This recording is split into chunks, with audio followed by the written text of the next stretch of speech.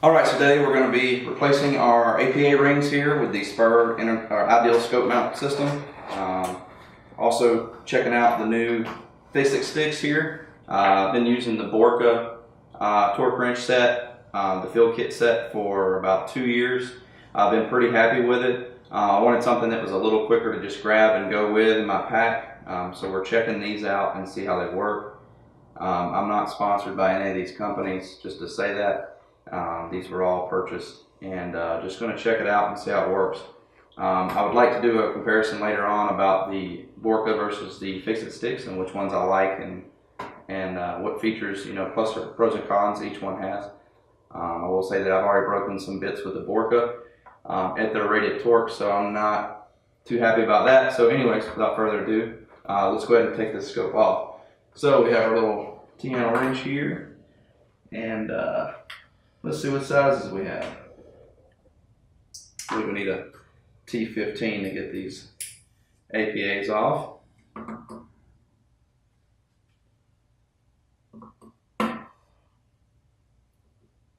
Okay, so we've got our scope unmounted. We're going to go ahead and check out the what's in the box here for the SPUHR Ideal Scope Mount System. So we've got some instructions. Awesome. Lays out what comes with it and all that good stuff. We've got our main scope mount here and the 2 ring halves. We have the leveling tool and a bunch of screws. I'll leave those there. So, all right. So first things first with this, to know what direction it mounts, there is a bubble level integrated into the scope mount here, and that's obviously going to go to the rear, so you can utilize it if you need to. Again, we've already got our chassis leveled up, but it's not going to matter because we're going to match these up. The same machine, we're not going to be able to can it anyways, and then we'll use the leveling tool to level the optic. So there's no extra levels needed with this system. That's what I think is so awesome about it.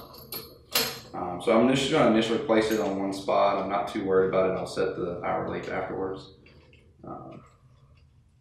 And I have a good general idea where it should be mounted to. So, and obviously when I do torque this down, I'm going to press the mount forward and ensure it locks in the slots against the Picatinny. Lock in well. All right. So just finger tight for now. And these are the cool thing about these rings is they have grooves cut in them in the ring halves here as well, and that's for gluing your optic in. So if you're in a kind of a high intensity environment, military LEO application, or maybe you're just prone to dropping stuff, or you have your weapons in ATVs, UTVs, vehicles, whatever. You can glue them in, and that glue gives that glue a spot to adhere to, and you can still clean it off your optics, depending on what you use. But I know SPUHR also recommends using a powdered rosin when mounting. That can be cleaned off, I believe, with alcohol and other little things. But and what that's going to allow is just it gives it some extra grip in the mount. Again, for a lot of people like to hunt and things like that, and they want a good mount to use. So if they drop it, it's not going to slip. It's not required, but it is recommended. For this demonstration, we're just going to mount the optic without it for now. All right, so we're going to go ahead and mount our optic up in here. I like to push mine all the way forward just to get it against. It's up to you how you want to mount it. But I know about where my eye relief should be, so I'm going to go ahead and push it all the way forward.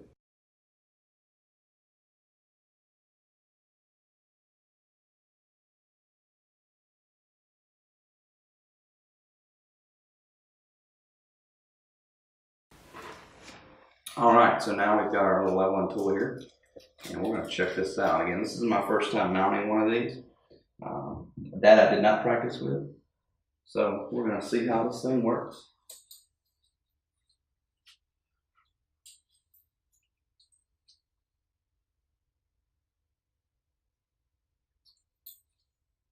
And it does not like the large turret for the parallax, so it's hitting as not what I expected.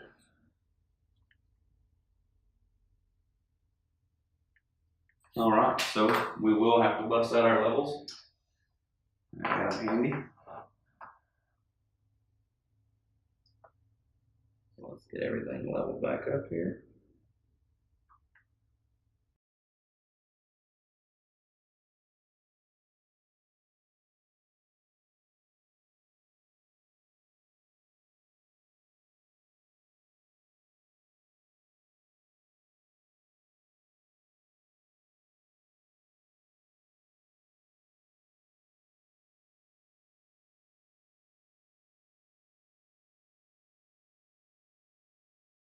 Now I've got them all torqued down, we'll recheck our level here.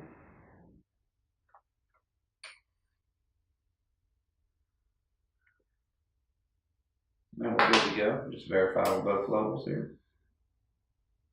Alright. So, now I've got it all leveled up. And that's it. That's the SPUHR ideal scope mount system. Looking forward to getting it out on the range and zeroing it up. And we'll readjust the eye relief and get this bed booger torqued down.